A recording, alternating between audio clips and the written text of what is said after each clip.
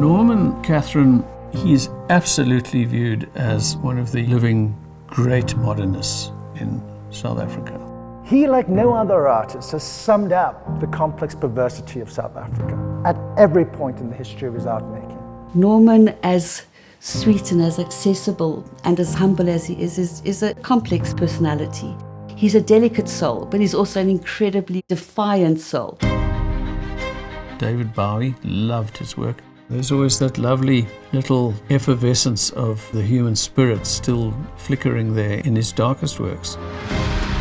It's a combination of Norman's ingenuity as an Imagineer and Angus's incredible capability as a craftsman in bronze. Angus connects with his materials. Every piece plugs into an emotional connection with this continent. There's a certain segment of the contemporary art community that dislikes his work. The reasons that people dislike an artist are often why other people like them. Nobody goes study art to think you're going to make a killing. I mean, then you can't be clever. You just love it. So you love it, you go do it.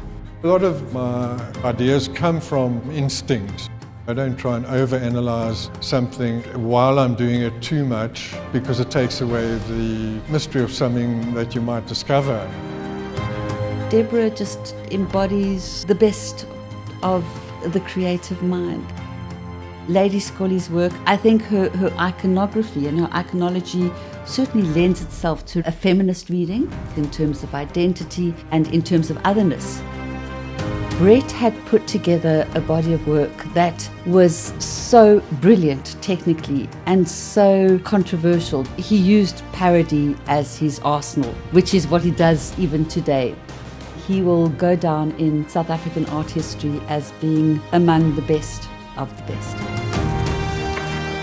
Okay, so je kan het nou, je kan klein Pockets met maken. de lepel net zoals pockets trek.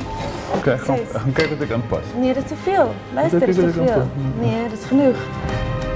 Through my mother and poetry, I learned that your vulnerability and your shadow side, it's part of your being and it's okay. Because if you express that and you live it, it might not surprise you.